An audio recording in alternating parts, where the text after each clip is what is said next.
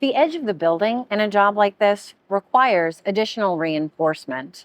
What we're looking at here is the bay where semis will be pulling in and offloading and onloading out of this warehouse. What that requires is reinforced concrete that's done with rebar. So what you see here is rebar that will reinforce this edging.